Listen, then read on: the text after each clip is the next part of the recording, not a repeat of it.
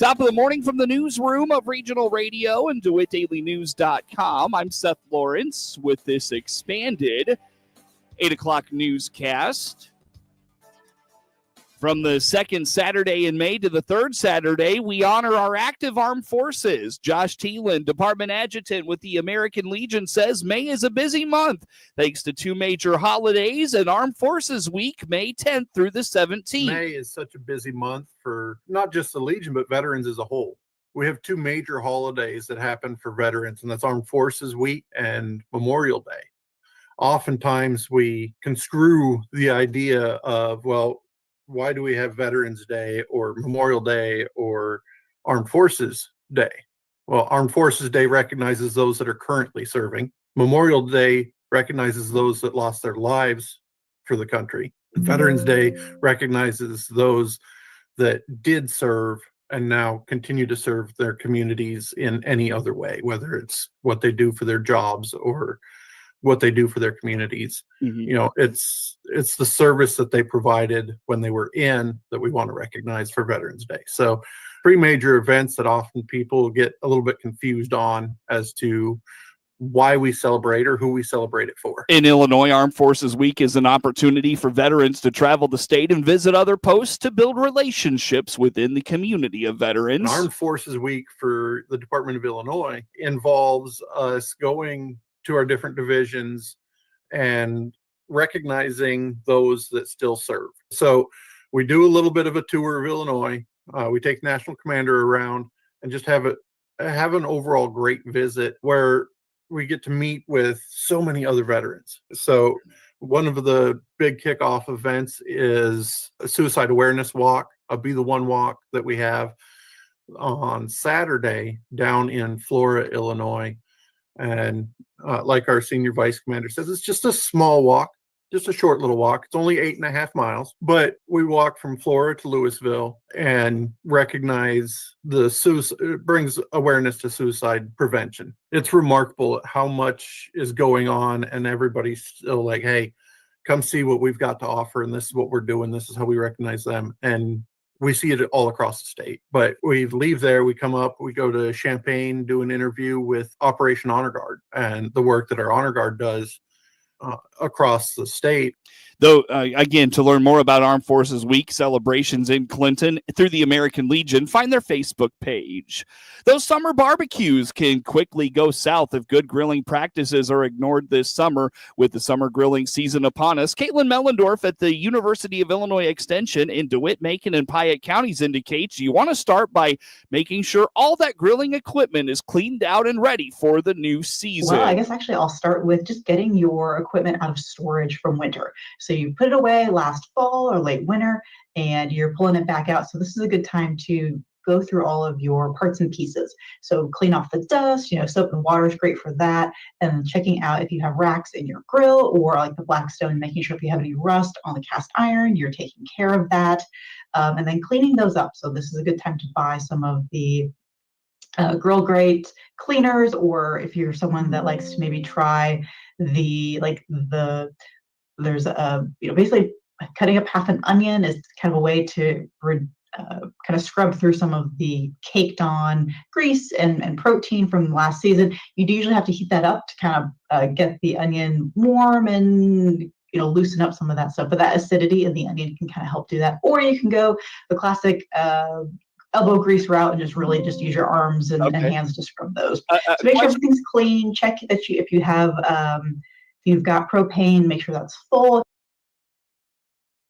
Other tips from Mellendorf include making sure all cooking surfaces are cleaned and utensils are washed, especially if they're going to be used across multiple preparations. Get news anytime from your computer or mobile device at DeWittDailyNews.com. Shane here from Highway 51 Exchange, just south of Clinton. Let us service your lawn and garden equipment for spring with our quick turnaround and service specials for free pickup and delivery. Click our icon on DeWittDailyNews.com for details. DeWittDailyNews.com is the area's leading local news source 24 hours a day, 7 days a week. Get the latest local news, obituaries, police splatter, weather forecast, and more with no paywall. Head to DeWittDailyNews.com to get the local information you need to know.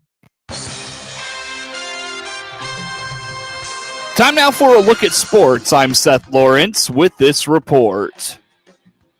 Isaac Haynes walked with the bases loaded to bring in the winning run, capping a Maroa-Forsyth rally over Prairie Central 7-6 in non-conference high school baseball action Saturday in Forsyth. Prairie Central jumped out to an early lead, scoring a run in the first, adding 4 in the second, going up 5-0. The Trojans went to work and chipped into the lead with 2 runs in the third and another 2 in the bottom of the fifth, making it 5-4 Prairie Central. The Hawks got a run back in the top of the fifth to extend the lead to 6-4. Trailing 6-4, headed to the bottom of the seventh, Tate Brendenberg reached on an error, followed by a single from Gunnar Larner. Grady Rose walked to load the bases. Camden Trendler drew another walk, forcing in a run to tie the game at 6. Haynes drew a walk and forced in the winning run.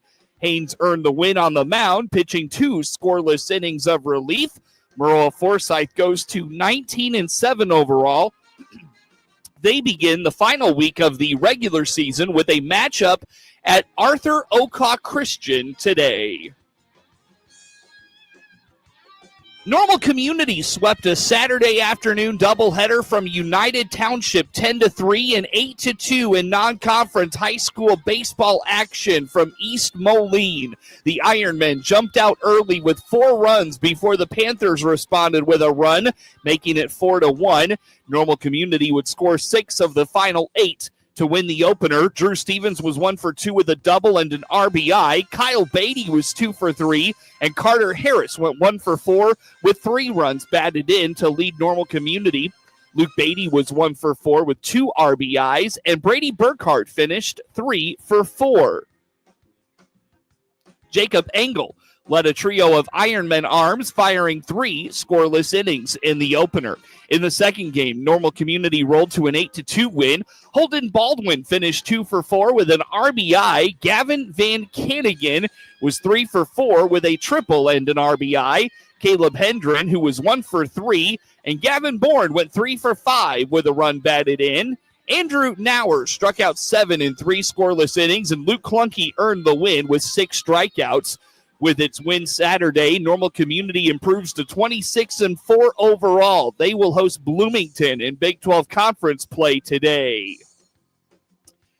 Washington used solid pitching to roll Bloomington in a doubleheader Saturday, 11-1 and 8-2 in non-conference high school baseball action from Washington. Leading 1-0 in the third, Camden Prina led off with a double after Prina advanced on a ground out. Anson Zeiser was hit by a pitch. A subsequent pop fly by Sam Peters was misplayed, allowing courtesy runner Andrew Strickler running for Zeiser and Prina to both score to put the Panthers up 6-0 after 3. Prina was 3 for 4 with a double and 2 RBIs. Eli Rodell added a triple and 2 runs batted in, going 1 for 2. Gavin Lawrence chipped in with a double and an RBI, finishing 1 for 3. Thomas Diederich earned the win on the mound for Washington with 5 innings and a run on 4 hits with 6 strikeouts. In the second game, Prina again led the way offensively, going 3 for 3 with a double and an RBI, while Tyler Humphrey was 3 for 3 with a double and an RBI. Cash Wisher drove in 3, finishing 2 for 3. Zane Schulte got the win for the Panthers, pitching 4 innings and allowing a hit and 1 unearned run while striking out 4. After 2 losses Saturday, Bloomington falls to 18-10. They will visit Normal Community on Monday. Clinton scored early and often, taking care of Shelbyville 13-7 in Central Illinois Conference high school softball action Saturday from Shelbyville. The Lady Maroons scoring began with 2 outs in the second inning. Ariana Humes laid down a sacrifice bunt that allowed Adriana Cesares to score. Cesares then hit a ground ball, and she hit a ground ball reaching on an error, which allowed Chelsea Brown to score. Lainey Nichols singled, bringing Brown across the plate before Olivia Haynes singled, scoring Olivia Webb, capping off the 4-run, 2-out rally for a 4-0 Clinton lead. Clinton added 2 more in the third. With the bases loaded, Riley Fentress drew a walk, scoring Webb before Nichols hit a double, scoring Webb and Brown to make it 7-2. In the fourth, Clinton added 3 more runs, highlighted by Haynes' run-scoring double, bringing in Fentress for a 10-2 lead. In the sixth inning, run-scoring singles from Hadley Humble singled Cesares extended its lead in the seventh inning. Clinton added 2 more runs when Humble doubled, scoring Avery Smith, followed by another Haynes run-scoring single.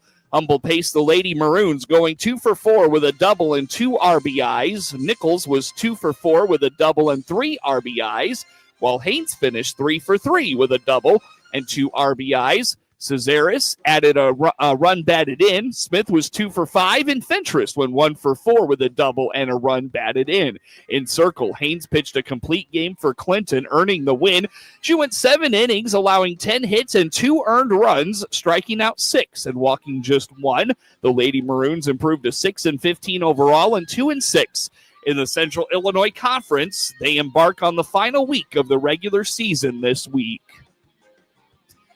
Maroa-Forsyth built a 6-0 lead, but Tri-Valley chipped away and rallied to a walk-off 7-6 win in non-conference high school softball action from Downs on Saturday. In the first inning, Aubrey Stewart scored Maggie Ravenscraft. Then Danny Hovey brought in both Stewart and Taylor Crouch to put the Lady Trojans up 3-0. In the third with 2 outs, Lainey Larner hit an RBI sac fly, scoring Aubrey Berg, running for Hovey. Blake Osborne reached on an error to bring in a run, scoring Stewart to put Maroa-Forsyth up 6-0. It was all Lady Vikings after that. Tri-Valley walked it off, trailing 6-5 with 2 runs in the bottom of the 7th inning. Ravenscraft was 2 for 4 with a double and a run scored for the Lady Trojans. Maroa-Forsyth falls to 11-10 overall. They will host Taylorville on Tuesday. Illinois dropped the series finale to 18th-ranked UCLA 8-4 at Illinois Field Sunday, completing a 3-game sweep for UCLA.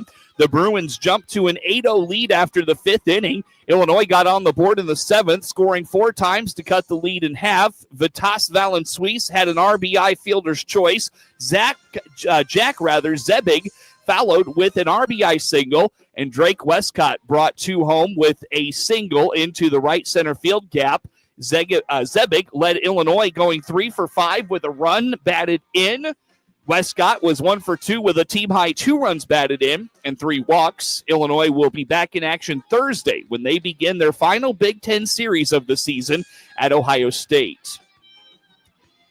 Pitching on both sides was the story as Illinois State beat UIC 1-0 Sunday at Duffy Bass Field on Senior Day. Tanner Perry fired a 9-inning complete game for the Redbirds. ISU broke the scoring in the bottom of the 5th on a sac fly from Noah Smith. Smith had a double as a part of a 2-for-3 day at the plate as Illinois State mustered just 6 hits against the Flames. ISU is scheduled to host Eastern Illinois in the final home game of the season on Tuesday. In a game heard on WHOW, Tim Elko hit a 3-run homer, his first in the big leagues in the 6th inning to help the White Sox beat the Miami Marlins 4-2. Here's the 1-0 to Tim. High, deep drive, way back left field. Going back to left fielder. Yes. Wagaman watches that one sail into the seats. It's a 3-run home run off the bat of Tim Elko. His first big league hit is a 3-run jam shot to left. Andrew Vaughn had an RBI single in the 3rd for the Sox. Hot smash through the left side. This is into left field. Taylor being waved home by Jersley. The throw from Wagaman, not on time and not on target. So Taylor waved on home on an RBI single off the bat of Andrew Vaughn, puts the Sox ahead 1-0 in the bottom of the 3rd inning. The Sox rebounded from getting swept in 4 games in Kansas City to win their 3rd series of the season.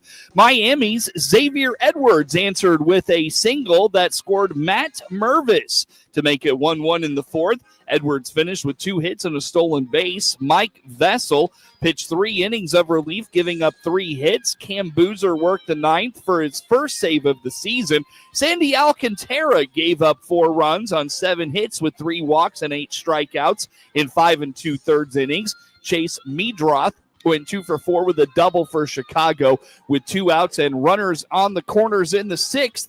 Matt Tace picked off Nick Fortes at third to keep the game tied at 1. Here goes the runner at first. Throw down to third. They got it. Fortes drifted off the base too far, and Theis popped up to Rojas and nailed him trying to backtrack and block the throw, but he didn't get in the path, and they catch Fortes at third sleeping. Tace also threw out Edwards in the first. And here's the pitch, outside corner, missed. Throw down in time by Theis. Right on the money, caught by Meadroth and applying the tag quickly on the foot of Edwards. The Sox kick off a 3-game series in Cincinnati Tuesday. Jonathan Cannon is expected to start against the Reds' Andrew Abbott. Here are the Sox on WHOW again next weekend when they take on the Cubs.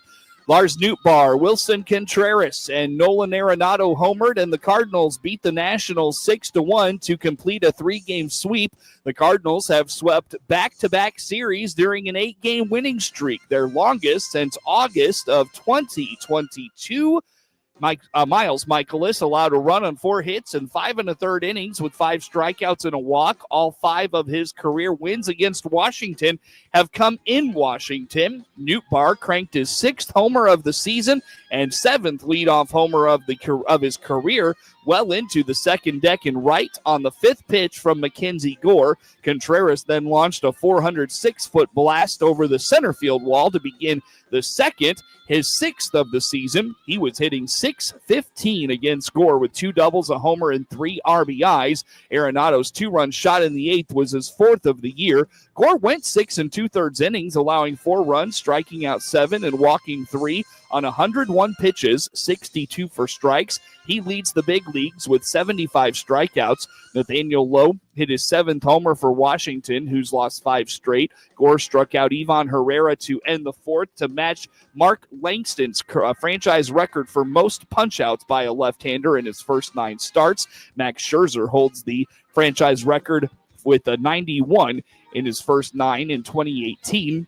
The Cardinals have not lost since May 2nd, outscoring their opponents 33-7 in that span. Left-hander Matthew Liberatore opens a 3-game series at Philly tonight opposite Christopher Sanchez.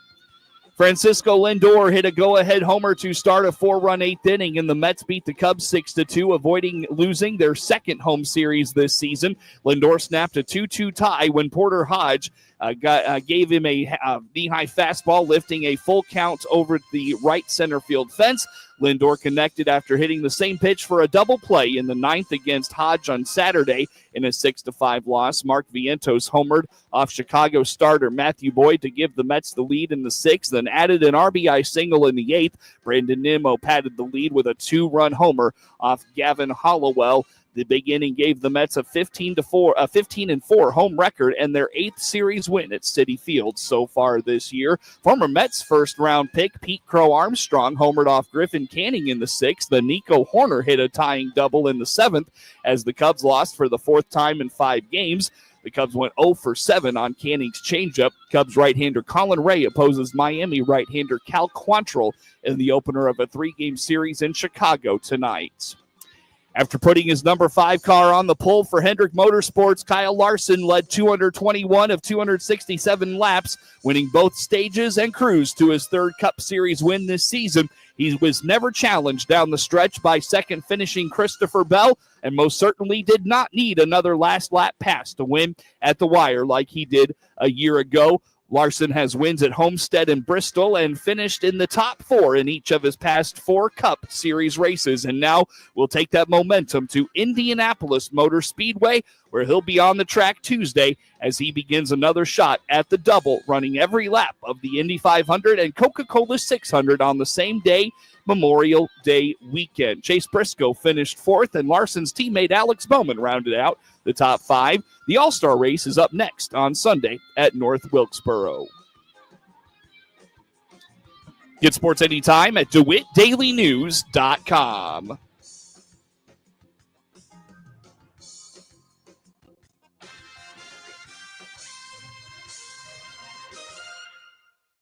MR Systems Wireless is your local internet provider for Clinton and surrounding area. They have the products you want and the